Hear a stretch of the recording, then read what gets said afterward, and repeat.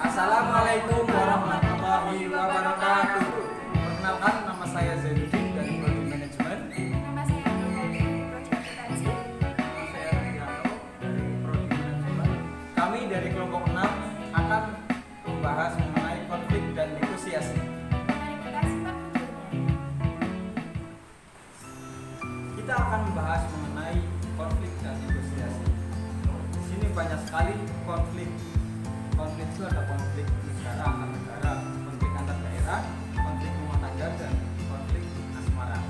Tapi kita akan membahas mengenai konflik dalam organisasi. Apa itu konflik dalam organisasi? Berikut ini akan kami jelaskan mengenai konflik dalam organisasi.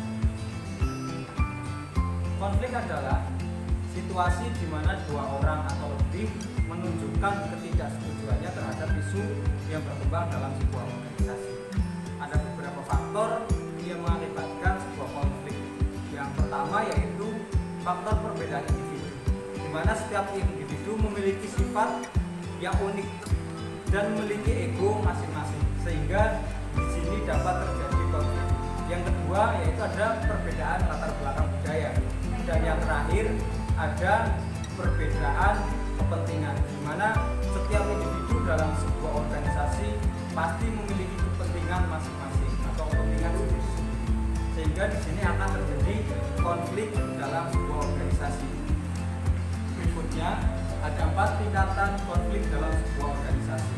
Yang pertama ada konflik intra-individu, yaitu konflik di mana individu itu sendiri berkonflik dengan dirinya sendiri. Yang kedua itu ada konflik antar individu, yaitu konflik di mana individu satu dengan individu yang lain dalam sebuah organisasi, atau individu satu dengan individu dua berbeda dalam sebuah organisasi atau berbeda dalam kelompok. Dan yang ketiga, tingkatan dalam sebuah konflik organisasi itu ada konflik antar kelompok, yaitu konflik antar organisasi dan organisasi.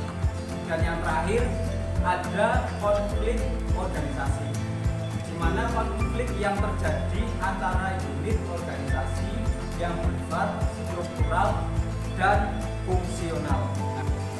Nah, demikian pemaparan mengenai 4 tingkatan konflik dalam sebuah organisasi.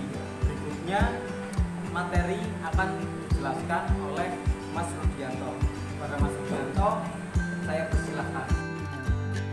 Oke, saya di sini akan melanjutkan tentang penjelasan dari Mas Zainuddin tadi. Di sini saya akan menjelaskan tentang yang pertama tahap-tahap munculnya konflik, terus yang kedua ada pandangan-pandangan tentang konflik, terus yang ketiga pengertian negosiasi, dan yang keempat adalah strategi negosiasi. Kita mulai dari yang pertama yaitu tahap-tahap munculnya konflik. Tahap 1 yaitu potensi dan ketidakselarasan. Terus yang kedua itu ada kognisi dan personalisasi. Terus yang ketiga maksud. Yang keempat akibat. Terus yang kelima perilaku. Ada 3 pandangan tentang konflik. Pandangan pertama adalah pandangan tradisional yang meyakini bahwa konflik itu harus dihindari.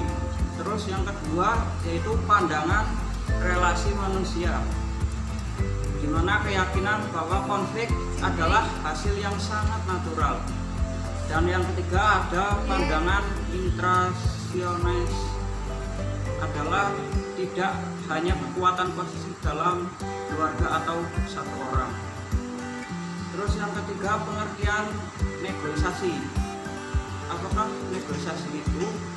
Negosiasi adalah suatu upaya yang dilakukan antara pihak-pihak yang berkonflik dengan maksud mencari jalan keluar untuk menyelesaikan pertentangan yang sesuai kesepakatan bersama. Nah, itu pengertian dari negosiasi. Yang keempat adalah strategi negosiasi. Negosiasi mempunyai strategi, yaitu negosiasi memang harus mempunyai pandangan klasik atau menyatakan negosiasi terjadi dalam bentuk sebuah permainan yang bernilai 0. Terus yang kedua adalah negosiasi berpendapatan yang sama-sama menguntungkan. Kemudian pemaparan dari saya selanjutnya akan dilanjutkan oleh Mbak Galuh. Dipersilakan. Meneruskan pemaparan dari Yudianto. Yang pertama adalah hal-hal yang harus dihindari dalam negosiasi. Yang pertama adalah profit motive, di mana masing-masing pihak harus mendapatkan sesuatu yang lebih dibanding pihak lain. Yang kedua, sense of competition. Yang ketiga, concern for justice, di mana masing-masing pihak menerjemahkan fairness hanya di kacamata masing-masing individu. Ya, selanjutnya adalah syarat-syarat negosiasi berjalan efektif. Yang pertama adalah quality, yang kedua efisiensi, yang ketiga harmoni. Berikut adalah tabel strategi umum dalam negosiasi. Karakteristik sumber daya yang tersedia. Negosiasi distributif atau kalah menangnya adalah jumlah sumber daya untuk dibagi tetap. Negosiasi integratif atau saling menguntungkannya adalah jumlah sumber daya untuk dibagi merupakan variabel. Karakteristik motivasi primer. Negosiasi distributif kalah menangnya adalah saya menang, Anda kalah. Negosiasi integratif saling menguntungkannya adalah saling cocok atau sama dan sebangun. Karakteristik fokus pada hubungan. Negosiasi distributif kalah menangnya adalah jangka pendek. Negosiasi integratif saling menguntungkannya adalah jangka panjang. Selanjutnya, strategi negosiasi interaktif. Yang pertama, menetapkan tujuan yang lebih tinggi. Yang kedua, memisahkan antara orang dan masalah. Yang ketiga, lebih difokuskan pada kepentingan bukan posisi. Yang keempat, memunculkan pilihan-pilihan yang menguntungkan kedua belah pihak.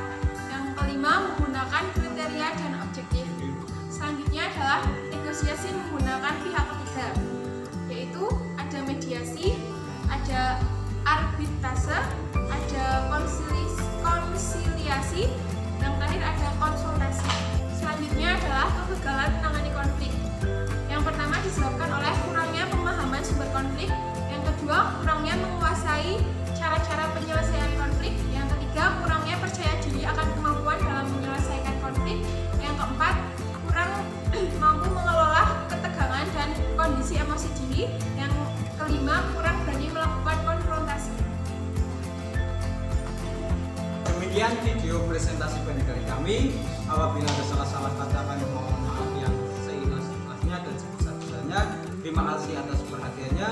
Bila taufiq wal hidayah. Wassalamualaikum warahmatullahi wabarakatuh. Salam SD Tambara, unggul, mandiri, humanis. STI Tambara Jaya.